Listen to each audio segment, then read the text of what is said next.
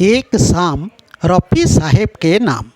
एक शाम रफ़ी साहेब के नाम आसंता 28 रे सहरर अन्यतम सामाजिक तथा संगीत अनुष्ठान Sai Sangam musical and social trust तरफ महान चलचित्र जगतर गायक मोहम्मद रफ़ी स्मृति उद्देश्य एक संगीत भित्तिक कार्यक्रम एक शाम रफ़ी साहेब के नाम आसंता 28 तारिख दिन संध्यारे राउरकेला क्लब ठारे अनुष्ठित हेबो बोली सूचना दिया जायछि। सेक्टर 6 स्थित इस्पात सरोवर ठारे अनुष्ठान पक्षरु एही सूचना दिया जायछि। एही कार्यक्रम रे रांचीर बैंड पार्टी डोरेमी गायक भावे दीपक श्रेष्ठ और सुजाता प्रमुख मुख्य आकर्षण रही मोहम्मद रफ़ी संगीत परिवेषण करिवे।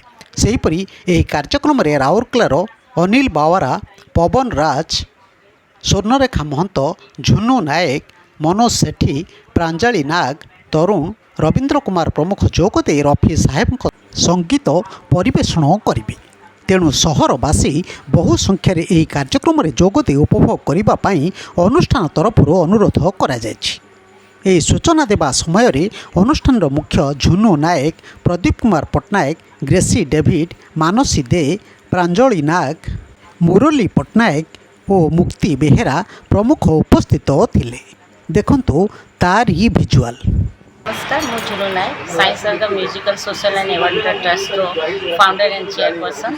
आउ मोर ए वर्ष सीजन 3 एक शाम रफ़ी साहेब के नाम राउरकेला क्लब 28 तारीख जुलाई 28 संध्या 6टा बेले अच्छी।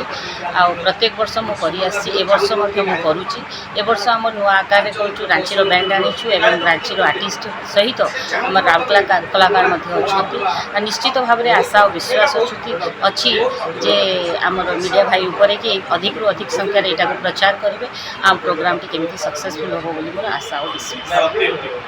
ब्यूरो न्यूज ओडिशा कथा यूट्यूब चैनल टी को आपण माने देखुछंती, मतामत दियंतु, लाइक करंतु, सब्सक्राइब करंतु और शेयर मध्य करंतु।